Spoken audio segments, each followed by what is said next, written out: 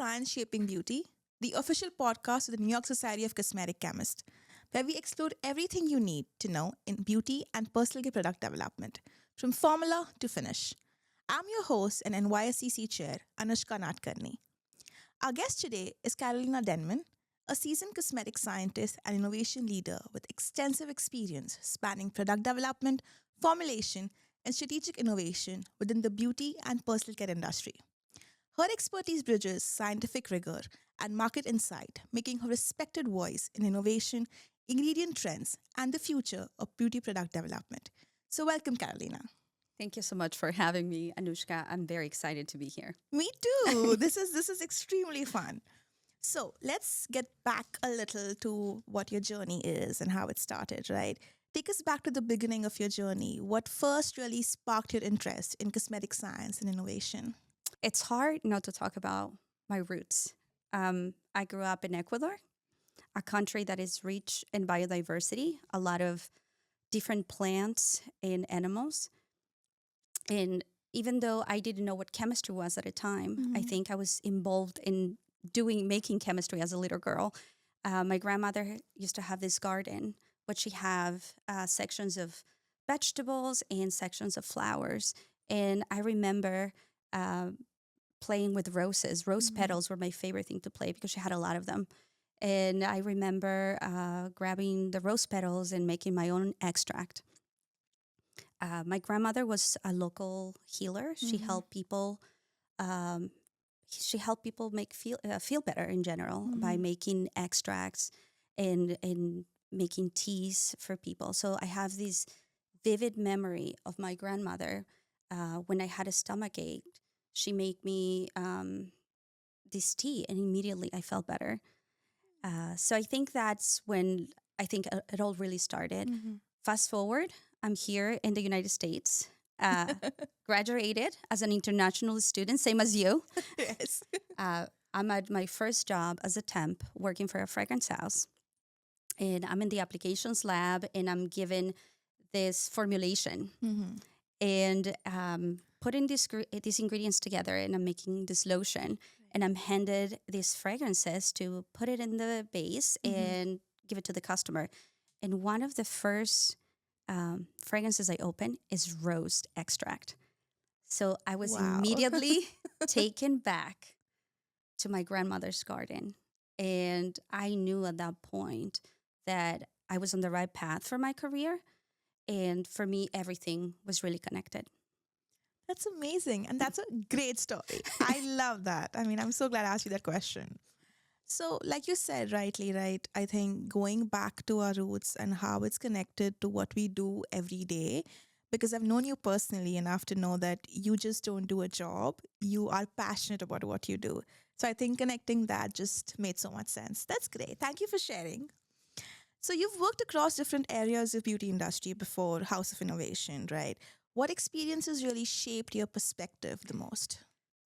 That is a good question. Well, I will think that having worked in different spaces in the beauty industry, I think all of them, to answer your question, but working in fragrance right out of college gave me the perception of how really the impact of fragrance has in a formulation. Then moving to big multinationals like Coty and Avon, giving you orderly process, how to really the rigor of in a structure of product development from an idea all the way to the consumer. Right. And really the organization that it requires and the regimen that it requires. I thought it was incredible experience for anybody, who works for big multinationals. And then contract manufacturing, same as you. Which was probably one of my favorites because you are getting in the mind of every single brand out there. Yes. And quite also, literally. exactly. Because you have to think like a brand when you're formulating. And then you're getting into the space where it's not only you have to get into the mind of the brand, but you also have to formulate with speed. Right. And you have to make sure that the formulation actually works and you can actually manufacture it. So I think understanding the impact of formulation, how even mixing something a little bit longer on the bench or taking a little bit longer to mix can have an impact all the way in manufacturing. So that was also such valuable perspective. Mm. And then, of course, where I found my passion was in raw material development. Right. Once I moved to raw material suppliers, and I worked in innovation, I think that's where I found my sweet spot. Having the knowledge from working from, understanding the consumer, Mm-hmm. understanding the ideas, and then now understanding how can I help to predict the behavior of products that are going to be on the market in the next 5 years. Right. I found that fascinating. That's amazing. Your experience has been so profound in different areas of the industry that I feel like that has really, I'm sure, shaped and also helped you understand what your passion really lies in. Right. So my next question is on the same lines. I think was this still a defining moment where you felt like you want to drive innovation differently? So I have to go back again to my childhood in my Mm-hmm. family because I feel that I was the black sheep a little bit in a good way. Mm-hmm. I don't think that I thought things different. I thought things differently than everybody else. I always felt that Mm-hmm. I always found a way to think differently. Right. And that carried through my career, that I always found a spot for development. Hmm. And I think that, you know, for me, my defining moment is really knowing that I don't have to do innovation the same way as everybody else, that I Mm-hmm. can create my own path for innovation. And I think that is a little bit of blue ocean, but Mm-hmm. I definitely, it's for me, it was my calling. Mm-hmm. I do resonate with that as well because I feel like innovation has never come in silos, and I've mentioned this on the pod even before. I feel like what you bring to that fundamentally also makes a difference, and that's why we are all cosmetic scientists in different ways. But I feel like what we believe in really makes that innovation, gives that curve, gives also a learning curve in that way because um, it's very subjective, right? Correct. What you feel could be an ingredient innovation, I could probably feel it's a marketing innovation for whatever reason. There's also different aspects to that, Yeah, right? and there are different levels of innovation too, right? Absolutely. So innovation can be as simple of as creating another, ear to the mug, and then Exactly. you're separating yourself from the rest of the mugs out there, Right. right? So Hmm. it's definitely that way. Yep. That's amazing. And then let's talk a little bit about House, right? House of Innovation. And I have known House very closely as well. So this really prompts my question. House of Innovation really has a very distinct approach to formulation and ingredient storytelling. How did that vision for the company come together for you? Okay. So I think based on my experience, Mm-hmm. I think that if I want to put formulators in a separate category, Mm-hmm. even though brands have formulators, Mm-hmm. I feel brands know what the consumers want. Suppliers have the technology, but chemists are sort of caught in the middle because as a formulator, you are responsible for getting the supplier knowledge, Mm-hmm. transforming it into a formulation, worrying about that it performs, worrying about the texture, worrying about that it manufactures and also that it works. Yeah. So that is a hard job for a chemist in general. So the vision for House of Innovation is creating products that are helping chemists. Because as a chemist, I'm creating products for chemists. Yeah. So I that was for me a defining moment for House of Innovation, how Mm. the vision of House of Innovation came together. But I'm sure, right? Like companies, startups don't are not easy. And again, this also comes from a personal perspective because I have known how hard you work and how hard you've been, building this. So my next question is more on the startup front, where I feel like they often move faster than traditional companies because you are competing with XYZ companies who are quote unquote more established, have a better timeline, but you are also out there to prove that how your company can stand out. What does I think? How does this agility be advantageous for you?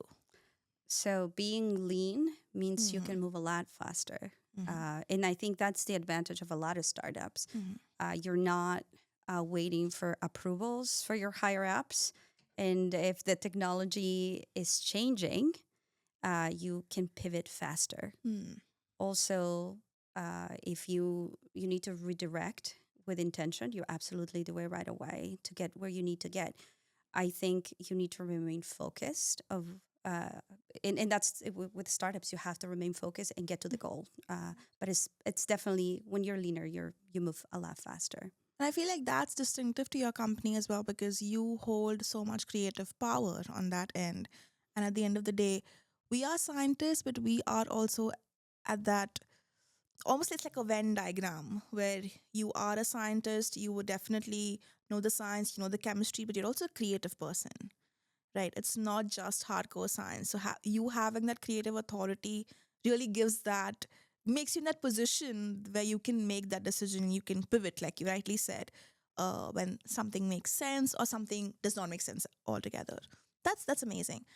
My next question is a little bit about what challenges you may have faced, right? So, what are the challenges you think startups face when trying to build truly differentiated products to the market? Well, the science is there, right? Mm-hmm. And I always bring back blue ocean for me, and just creating a differentiating point in innovation. But just as an example, working with a lot of startup brands in general, and helping in the part of formulation, there's a wide gap between the vision and the execution in general.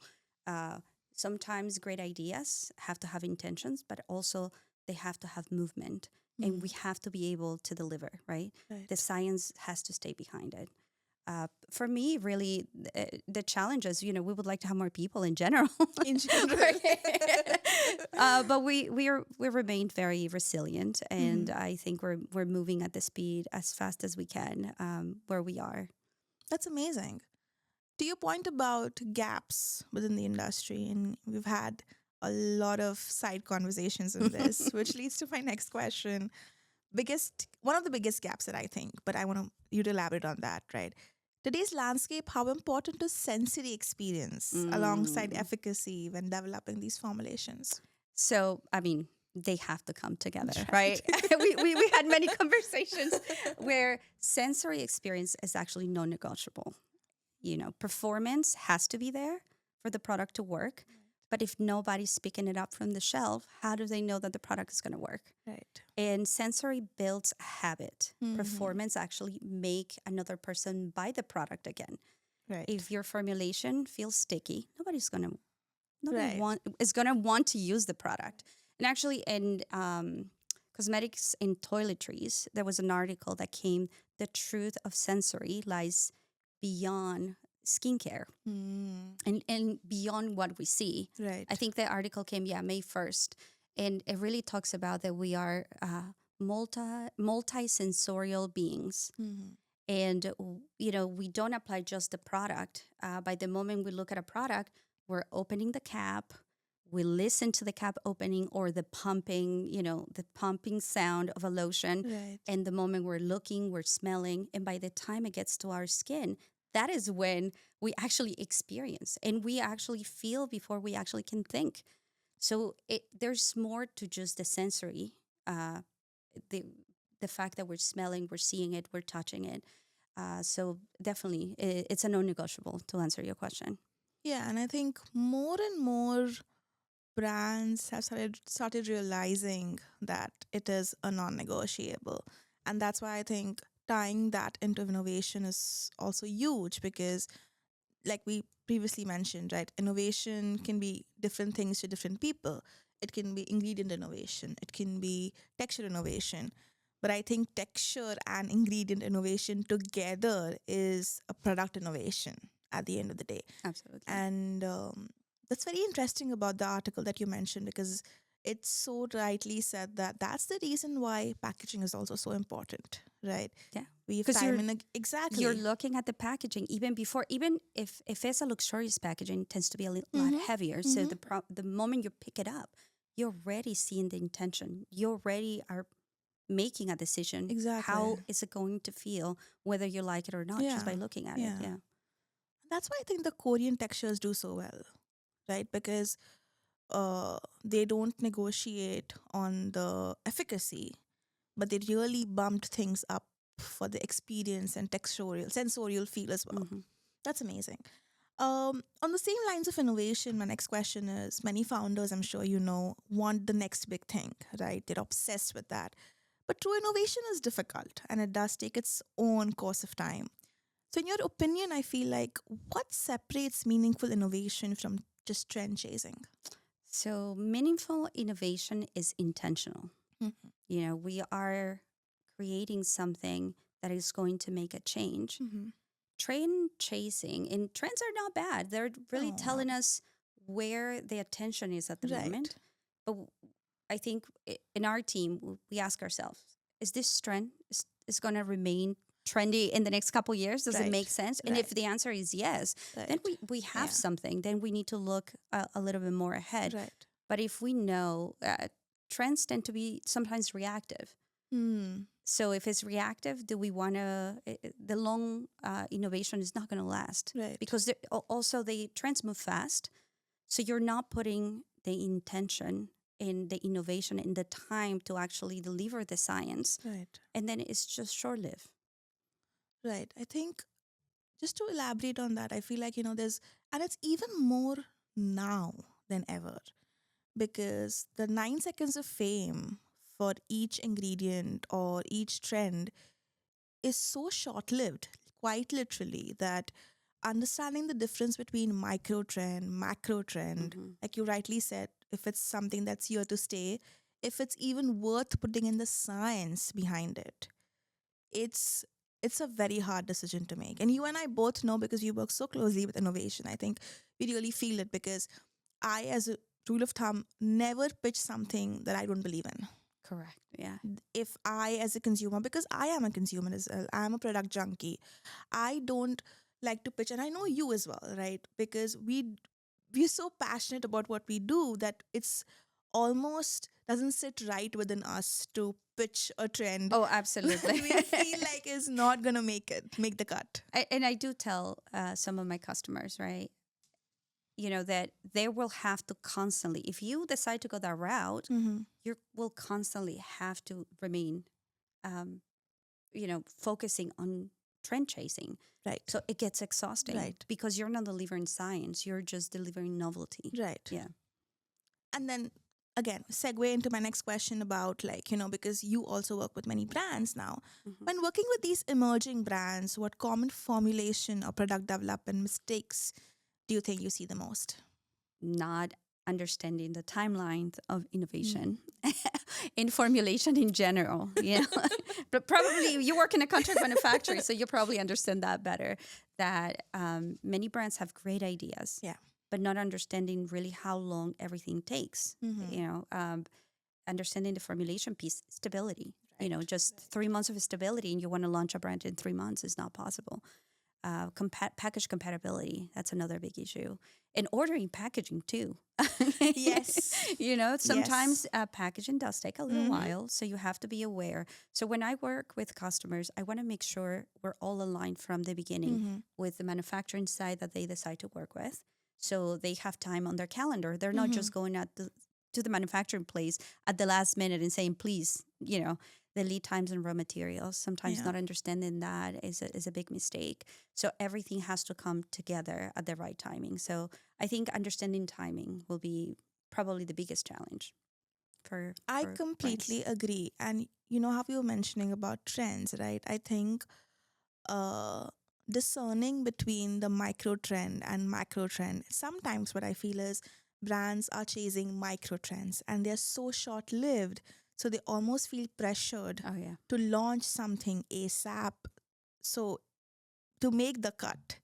But unfortunately, it's the stability that gets hit, or exact. it's to be honest, the product depth also. Well, because you're limited with what you Absolutely. can do in the Yes. time that you can do. Yeah.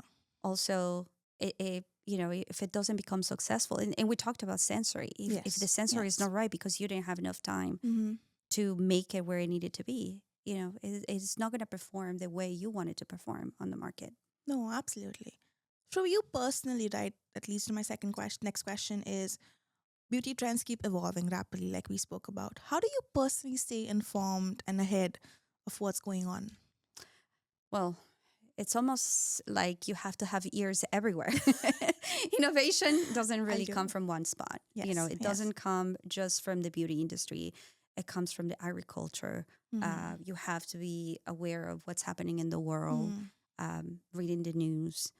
of course, reading science-backed Yeah. articles. Yeah. Uh, but where I like to, and I'll give everybody, a little idea how they can start thinking about looking at trends too. Another way is looking at the food industry, for example. Yes. Not every food industry trend will bleed into the personal care space, but there's a good Yes. indication how the market is going to change. Yeah. Uh, Most of the trends will bleed into personal care, but not all of them. So you have to have the discernment to see if you want to tackle innovation from Mm-hmm. that standpoint. Mm-hmm. You can quickly that's almost a little bit like a crystal ball. Yes. So food is one of them. For me, is a little bit of everything, but also understanding your household. For example, I have almost two teenagers at this point. I have one teenager, and my son is turning 13 in September. So I'm understanding the new generations, for Mm. example, their behaviors are completely different than our Right. behaviors. Mm. Well, not growing in the States is one of them, but Yes. completely different behavior. But what kids are exposed now, right? Mm. They're exposed to a lot more knowledge, Mm-hmm. a lot more technology. So their behaviors are completely different. So these are the new generations. So that is another way to look at innovation. What Yeah. is going to be needed for these new generations that are coming.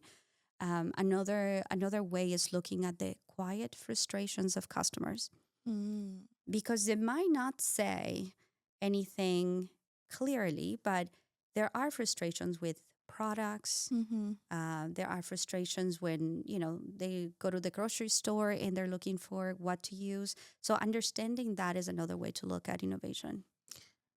Being more aware of your surrounding, to Mm-hmm. your point, I think that is becoming huge now and almost a necessity, to be honest.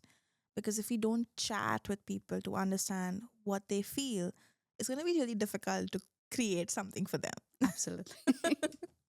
Okay, that's great. So, what do you think any ingredient technology or formulation movements that you believe that would define the next 3 to 5 years in our industry? Yeah, I have to break that down in sort of three Yes. buckets because there's different types of innovations. So there's incremental, Mm-hmm. which already existing, Right. but it's going to continue to evolve. Mm-hmm. So for me, fermentation will be one of them, right? Mm. We're all seeing fermentation everywhere. Huge. It's not a trend anymore. It's here, Yeah. but definitely is going to go through a stage where it's next for fermentation. So is it going to be more focused on sustainability? Is there going to be upcycle fermentation? Is there going to be more skin compatibility ingredients Mm. that are done with fermentation? So I think there's still that area is going to be incremental. Now, sustaining innovation, so it needs a little bit more work, but it's here. I will say microbiome, Mm. definitely. I think that there is a lot of room in that category to grow because Mm-hmm. it's sort of people understand it, but there still requires a little more Right. education. Mm-hmm. And I think that we're going to see a lot of growth Mm-hmm. in that space because we Right. know that we're a system. We're not just skin. We're more than skin. No. And I know you and I we talked about that. Yeah. So I think definitely there's going to be a lot of that. Right. Then I think for disruptive, I think we're going to see more encapsulation, more release Release targeting, target. playing with the sleep Yeah. cycles, playing with neurological Mm-hmm.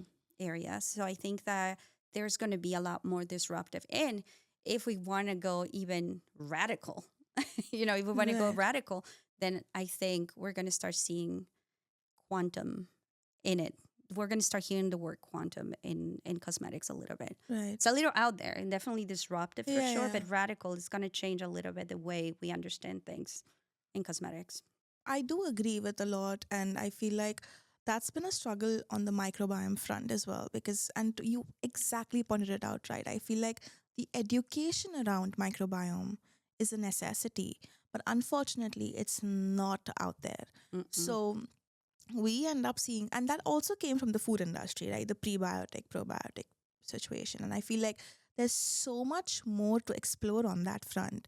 So we do have skin care ingredients, but also products that talk about microbiome friendly or terms like that. But I don't really think that we exactly know what we need. Even as consumers, it's not just, of course, the brand marketers, but I feel like even as consumers, I feel like the education piece is a little missing. I think we skipped that step for that innovation, I feel like. Mm-hmm. But there's, to your point, so much more. And quantum, yes. I'm Yes. excited for I'm that. very excited for that. It's going to be very interesting to read through those papers. We are in for this. And again, we both are avid readers, so I know that. And then, of course, you spoke about the next generation, like talking to them and understanding. And social media is huge for them, right? Oh, We yeah. we like it or not. So I feel like that brings us to the next question about social media, which I feel really drives trends at a lightning speed.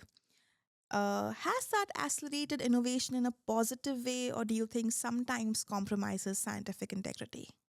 I would say both Mm-hmm. in a way, Fair, right? fair. There's so much, I think beauty has been democratized a little bit Mm-hmm. because it has really demanded from brands to be more transparent. When we're looking at ingredients, people are becoming more educated when they're looking at a linking list and understanding. And that is great because it's pushing us a little bit to understand what the consumer is Mm-hmm. demanding and create products that way. On the other hand, news travel fast, whether they're good Yes. or bad in Yes. social media. And some influencers, they're not in the scientific realm. Sometimes they're thinking they're giving the best advice possible, but there there's a lot of Is it misinformation. really? Is misinformation, Mhm. yes. I think definitely social media can be the megaphone, Right, right. not the R&D. That's such a well put thought. I love that. I want to use that. I want to steal that from you. Love that. And that's very well put. But of course, my that drives to my next question about where the industry is now. I feel like the beauty industry is becoming more inclusive, of course, science driven and sustainability focused, which is everything happening at once. How do you see the priorities really reshaping innovation? I mean, sustainability, Mhm. inclusivity are really no longer separate conversations. Mm, They're true, true. all coming together. We feel responsible as I think as an innovators Right, that we need to be able to bridge all of it together, right? right. We have to think about the next generations. We have to think how we can innovate responsibly. Hmm. And sustainability is just part of the innovation nowadays. Yeah. I don't, I know sustainability. We have the sustainability pillars, and the word of sustainability is thrown around, Yes. not really fully defined in our industry as a real standard, because we can claim sustainability many different ways, and there Right. are many Absolutely. different ways to explain sustainability. But I think when you're creating, you do need to look at the footprint that you're leaving behind on Mm. creating a raw material. Are you looking at the waste? Are you looking at the packaging of how Mm-hmm. you're Right. transferring? One of the things that we do in our company, as you know, we sample all the time. We sample ingredients. We sample, and plastic is not Mm-hmm. one of the things that we use when we send it to a customer. We have to start thinking responsible. The amount of footprint we're leaving as a company, but also as people. As people. You know, I think new generations are deeply concerned with what's happening, and I Mm-hmm. think they feel also socially responsible. So we have to help them when it comes to, you Yeah. know, living them a more sustainable future. And that's why I do have hope from the next generation because um they are more sensitive to these things that we not necessarily were. And I think supporting that cause, however that it is, in whatever realm, whatever way we could, I think that really will drive it. Now, entering a little bit again to your journey, I want to know for aspiring entrepreneurs entering beauty right now, what areas of opportunity do you believe are still underutilized, underdeserved, or waiting to be explored? So if you're an entrepreneur and want to launch this year or early next year, right? I think body care right now, Hmm. super hot. You know, we're start understanding that your skin is everywhere, Yeah. not just on your Yeah. face. So that is trending hot right now. So body care, we're going to start seeing a lot of investment into the body Hmm. care area. So that will be functional fragrance. That could be another area. That fragrance serves a purpose besides smelling good. You Right. know, Right. playing with sleep cycles, as you mentioned, we talked about that before. Yeah. Definitely, that's another area. Sleep cycles are going to be big. Um, so I think the science is already here. Mm. It's just a matter how you're putting it together. Yeah. Tapping into it, really thinking about that. Love it.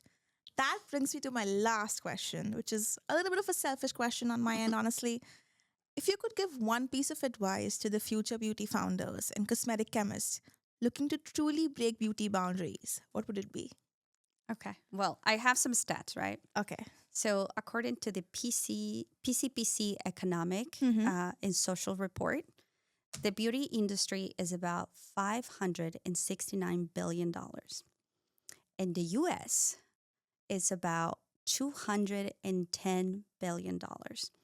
So if you're thinking about starting a company, United States actually is the perfect company to, is the perfect place to start a business. Right. Out of that, if you're a women owners are the fastest growing category in the United States.